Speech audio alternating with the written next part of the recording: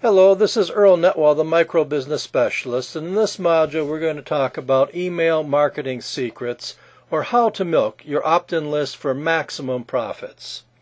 You're about to unearth the secrets of injecting quick bursts of cash into your bank account, spending nothing more than a few minutes crafting your very own persuasive emails. This is email marketing at its best, and very soon you'll be joining the ranks of top direct response and online marketers. Now, if you've already built your opt-in mailing list, you probably wonder what to do with it next. And above all, you ask yourself, how can I make money from this over and over again? Your questions are about to be answered. A lot of top marketers preach that the money is in the list. But is it really? After years of experimenting with email marketing and list building, I've reached a conclusion that the money isn't in the list after all. I know this goes against the common belief that the money's in the list, and that a lot of marketers are out there preaching that. I suspect they're just parroting ancient advice that they heard without necessarily verifying it, because my research and trial and error have suggested to me that the money is in the relationship with the subscribers after all, and not the list itself. To merely treat these names as a list shows a huge disrespect to the people who trusted you enough to part with their details. To me, every name opted into my list are real people behind their computers. Now imagine if you had a list of 1,000 subscribers. And while that number might not be large compared to some of the mega lists that some of the top-notch experts have, just imagine if somehow these 1,000 people were magically teleported to stand in front of you. You would have a massive crowd. That's kind of the beauty of the Internet. You can connect to just about anyone from around the world, ignoring borders. Your customers don't have to be local. So when thinking about this, I arrived at one strict conclusion. The marketer with the better relationship with the subscribers makes the most money. That being said, when you build your mailing list, you must have a clear goal. Yes, we all want to make money from our mailing lists, and this is actually the reason why we're building it. But we must not neglect that if you want to make money from your list, you must first build a better relationship with your subscribers so they can start to trust you first, enough so that they be willing to part with their money. This is a key secret to effective email marketing. The next thing I want to talk about is the purpose of email marketing. A lot of inexperienced marketers just starting out frequently have some wrong assumptions and wrong goals about email marketing. Your goal is not to give out free content, contrary to what a lot of newbies think. The purpose of email marketing at the same time is not to sell. If it's not to give out free content, and if it's also not about selling, what is the purpose of email marketing? The purpose of email marketing is to pre-sell. I want to emphasize this. It's to pre-sell. You don't send emails to your subscribers to give free content. The harsh truth is that no one has the time to read one long email of content that is free and lacks a specific call to action. Because the lifestyle of most people from around the world today is that they wake up early in the morning, they quickly check their emails, and then they delete anything that's not useful before they go to work or continue with the rest of their days. At the same time, it's also not to sell. Because if the purpose of email marketing were just to sell, then a lot of spam emails should be successful, don't you think? Expert marketers, on the other hand, understand the purpose of email marketing, and all they do is just pre-sell. Don't attempt to do any hard selling in your emails, just pre-sell. Give them a nudge. And then there's the popular question, should I write a long email or a short email? After experimenting with hundreds of emails, I found out that shorter emails normally outperform the longer ones. Now, this is not a universal truth because in some cases I found that the long ones can do better than the short ones in terms of response. But overall, I find that short emails are better because they get straight to the point. You encourage the person to take action a lot faster, and because, as I've said earlier, people in general are always busy. They want to get things done quickly. They want to read things quickly as well. Anything that does not interest them, they will delete from their inbox. And don't forget that your competitors are also using email marketing to reach the same prospects. This means you are competing for their attention. Therefore, your message has to be short, snappy, and straight to the point. So here are some steps to format your email so that it can be easily read and look professional at the same time. First, you must limit your text to 55 characters per line, no more than that. This is because a lot of email browsers and inbox readers cannot read emails that are more than 55 characters, or in some cases 65 characters in length. So it's safer to limit yourself to 55 characters. As more and more people are reading their emails on cell phones, this is becoming even more important. Many marketers are cutting back from 55 characters to 30 or so. The next key point is that you must have a call to action. You don't just send an email talking about your story. This is where a lot of people giving away free content end up wondering why they're never making any money.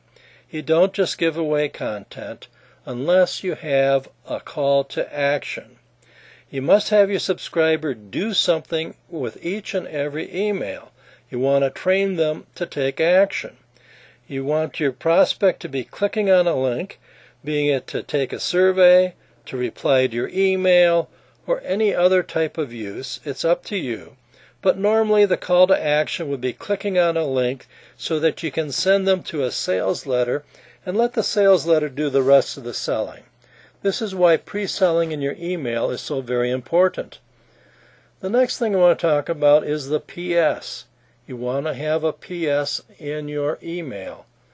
Your email is like a personal letter to one person, and having a PS is good for giving reminders, showing hidden benefits, and making another call to action. Again, I want to remind you to keep your email short, no more than the equivalent of a page or two in a Word document. So you might be wondering what type of content you're going to write about in your email. Whether it's a promotional email or an email in which you tell a real story followed by a call to action, how will you write your email? It's actually very easy, even if you think you're running out of ideas or don't think you know much. All you have to do is go back to the 6 basic questions journalists use and answer them in your promotional email. These are who, what, why, when, where, and how. 5 W's and an H. When you answer these questions in your email, you have answered the majority of the reader's initial questions. With a little practice, you will discover ways to arrange your format to create interest as well. In the process, you will satisfy your subscribers' objections, questions, and counter their skepticism without them even realizing you are actually basically just answering your own 6 questions. Your call to action. As mentioned earlier, the call to action is the most important thing, and it is the primary goal of your e-marketing campaigns. You want your reader to respond to a call of action of any kind. It can be by clicking on a link to visit a sales letter, allowing the sales letter to do the selling, resulting in your earning a commission, or it can be just to get a person to do a survey, or to get a person to respond to your email with a testimonial, and so on. The key is getting them to take some action whenever they read your emails. The most important thing that you can do is the call to action. There has to be something in it for your subscriber to do, or don't bother sending them an email at all. Every time you're about to write a letter to your subscribers, you must have a clear goal in mind. What is it you want your subscriber to do? Now, would you like to learn a secret? The secret to doubling your sales? Actually, it's very easy. You see, after sending your first promotional email, let's say you made 10 sales. The next thing you want to do is a follow-up email. This is what a lot of expert internet marketers do. They always send a follow-up email. It's actually very easy. You don't have to make it complicated. All you have to do is copy the same first email that you already sent out, change the headline to something like, "Have you seen this yet?" "A gentle reminder," "This is selling out fast," or you can add the phrase capital RE colon in front of the initial email headline and send it out all over again. The body of the email can remain exactly the same as the first one, or maybe you might change the first paragraph around a little to say something like, "This is a gentle reminder," or "Have you seen this yet?" Something along those lines. And there, as easy as pie, you can just double your sales. Believe it or not, this is not being oversimplified. This is how a lot of successful internet marketers are making twice the amount of money with very little effort, actually almost no effort at all. Now, how would you like to learn how to triple your sales? Well, it's actually the same thing I was mentioning just a moment ago. Just copy back the first email and send it again a third time. That's all there is to it.